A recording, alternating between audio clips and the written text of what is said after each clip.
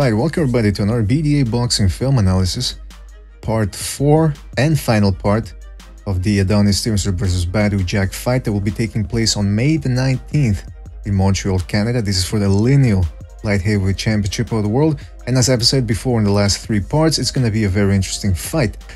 In the first Adonis Stevnson film analysis that we did, where we analyzed him, we looked at the first 6 rounds of the Fonfara fight, the first Fonfara fight, and we showed you how Adonis Stevnson is very good at setting up his left hand. He doesn't do anything that's too flashy. He doesn't punch in combinations, he's not throwing 6-7 punch combinations, but he gets that left hand in very effectively because he distracts you by going up and down, distracting you with that lead hand, and then before you know it, he goes upstairs with the left hand and you're out. So, and that's one part that a lot of people focus on, that left hand and the power of it. But an aspect that most people will not focus on or give Stevnson credit for is his underrated aggression. The man can fight on the inside, and against Fonfara, I was going to see, he displayed that in the last 4, actually last 2 rounds, last 2 to 3 rounds. So we're going to take a look at that and show you Adonis Stevnson's underrated aggression. Alright, so just to recap what happened in the first fight, Stevnson dropped Fonfara a couple of times. I think 2 times within the first 6 rounds. Fonfara took it. In between, he was able to land some very good jabs. I thought he won the battle of the jabs, or the battle of the lead hands, I like to call it. And then after the 7th, Stevnson really started to slow down. Fonfara started to come on strong, and this is how he started to come on strong. You see, launching combinations, still landing the lead hand, backing Stevnson up, Stevnson clearly tired, and then this knockdown. Stevnson was a little bit off balance, but it was that right hand that really did the final thing to drop him, and it was a precise right hand. And there you see Fonfara tried to go for the finish, throwing combinations. Stevnson, though, doing a good job of moving away, clinching, stalling, and displaying a pretty good chin as well. A lot of people think his chin is made of glass, but again, it's not as bad as people make it out to be. And then you see they're using some good footwork to get out of the way. Then comes the comeback. Next round, Stevnson gets his 2nd win and starts to walk Fonfara down. And as you see there, Fonfara covering up. He did not expect Stevnson, who was mostly being the counterpuncher throughout the whole fight, actually coming to him. Look at this. So we gotta take a look at this real slowly. He feints as he's about to throw a left hand upstairs, which at this time, remember, Fonfara had been dropped twice, once to the head and once to the body. So he doesn't know where the punches are coming from, which is one of the benefits of throwing punches from all angles and to all sides. So your opponent is second guessing himself now. So Stevnson pretends, you don't know if it's going to be coming with the left hand. He comes in with a jab downstairs, bends Fonfara over and backs him up. And then again, another one. Quick little jab, but it's just to set up and distract Fonfara from the left that goes upstairs, and then with the same hand, he goes to the body. Here you see him working the body very well. So what does he do here? Little left hand to distract Fonfara, and then a nice right hook behind the elbow, right on the flanks, and then the left hand. So working the body on both sides of the body. Again, you saw that left hand at the beginning there? The left hand, but it sets up the right hook to the sides, and then he goes with the left, and then he goes with an uppercut. That right hook of his, see, Stevnson's right hook upstairs isn't all that great, but when he loads up on it to go to the body, man, it's dangerous. He's gonna use this against Badou Jack, because Badou Jack, a lot like Fonfara, uses that guard, that peekaboo guard. He just covers up, and that is a recipe for a guy like Stevnson to just tee off on you. But instead of teeing off upstairs, why don't you go to the body, weaken the younger man? So you see here, again, he pretends a little bit of a feint as if he's about to throw the left hand. Instead, he goes with the right. Boom. He waits. See, after he threw the right hook, I should say, he waits for Fonfara to throw so he can, boom, land that left uppercut on the plexus. That had to hurt. And then the left upstairs. And again, just working both sides of the body there. Then he ducks under that. Oof. See that punch right there? Fonfara a little too squared up. And remember, Stevnson had dropped Fonfara earlier with a similar punch to the body. And he drives it through. Look how he's driving. It's like he's trying to get his hand through Fonfara's body to the other side of the back. And Fanfare felt that. And remember, Badou Jack, see, that's what I'm saying. Look at that guard, and he's open for that left downstairs as well. And now you see here uppercuts.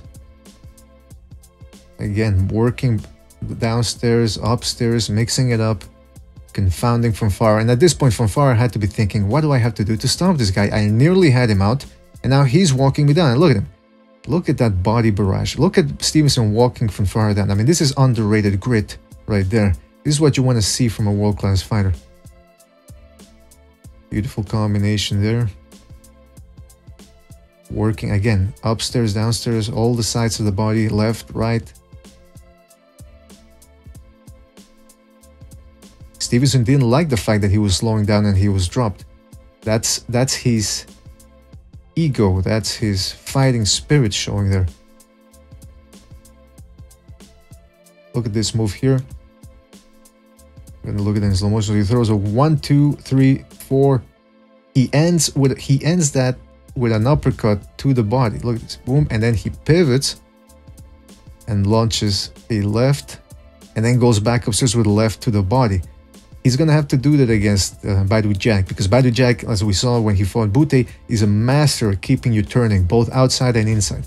Now, a couple of the weaknesses that we see from Stevenson, and we saw it when we analyzed the first 6 rounds of the Fanfare fight, he can be slowed down and frozen with combinations. Again, here when he was coming forward, he was very tired, and he just got turned from a left hook by Fanfare. But then again, you have to put this into perspective. He was very tired, and that's what Badou Jack is going to have to do. But then again, to tire Stevenson out, you have to make him throw his punches, and it's always very dangerous when he's letting his hands go. But see here on the inside, he's getting caught. And here is the thing that I didn't really like, because when he throws a 1-2, Stevenson, we saw that in the first part of the series, he can throw the 1-2 downstairs and then pull back. But once he's tired, his technique goes to shit. And he backs straight up with his hands down, and he gets caught again there as well. Here again, not moving with the head, just covering up, getting hit, trying to... Again, last round, he was extremely tired. But that's what Badou Jack is going to have to do. So here are the keys for Badou Jack. Who, I mean, remember, this isn't going to be easy for him. Stevenson has power, he has good technique, very good timing, and as we just saw, fighting spirit. He wasn't going to let Fanfare take his belt. Just wasn't going to happen, especially not at home, fighting in Canada, in his province of Quebec. I mean, that would have been very, very bad for Stevenson. So let's take a look at the keys to victory for Badou Jack here. He has to play the first round safe. The first 6 rounds, right? Now, I know that's a bit of a risk, especially fighting in Stevenson's hometown. But if he goes there trying to trade with Stevenson and just holding his gloves up and staying in front of Stevenson, he's going to get knocked out. Stevenson has the type of power that can pierce your guard. So don't do anything stupid. Don't try any cowboy bullshit. Just play it safe. Incorporate more head movement as well. Watch the George Groves fight. When Badou Jack took on George Groves, I don't know, maybe he respected George Groves more than anybody else. I don't know why. Maybe it's because Groves had better power, although I doubt he had better power than Bute. And against Bute, Jack was really staying in front of Bute. So it had to be something. It had to be the precision. Maybe it had to be the combinations. Maybe he wasn't as confident back then. I don't know.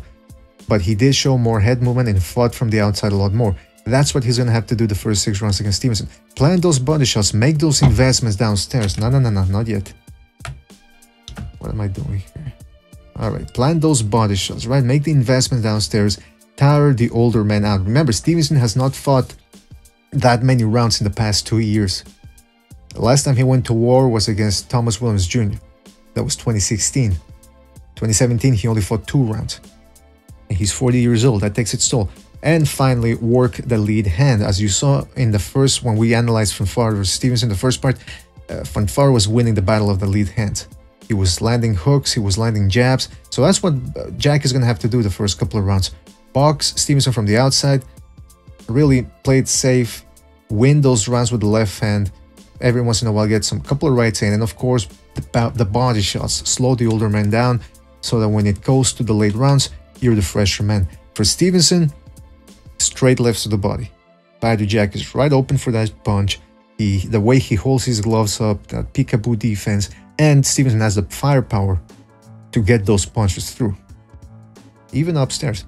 Of course, do everything else he normally does, which is jabbing upstairs, jabbing downstairs, jabbing upstairs, left hand to the body, jabbing upstairs, and then before you know it, bam, left hand upstairs. Just, confuse him, what he always does.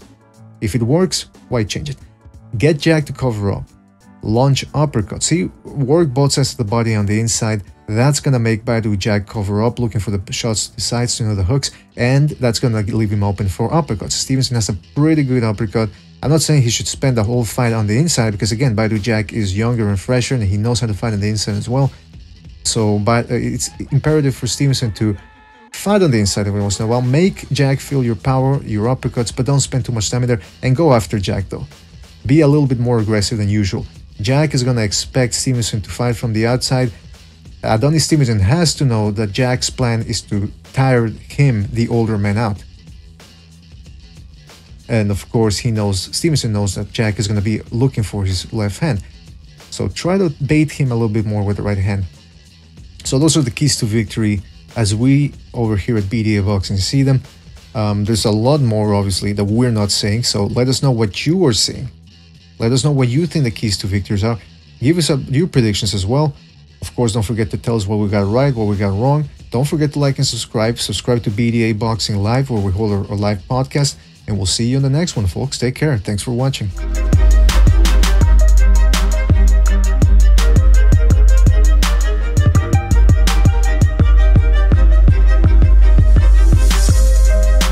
BDA Boxing.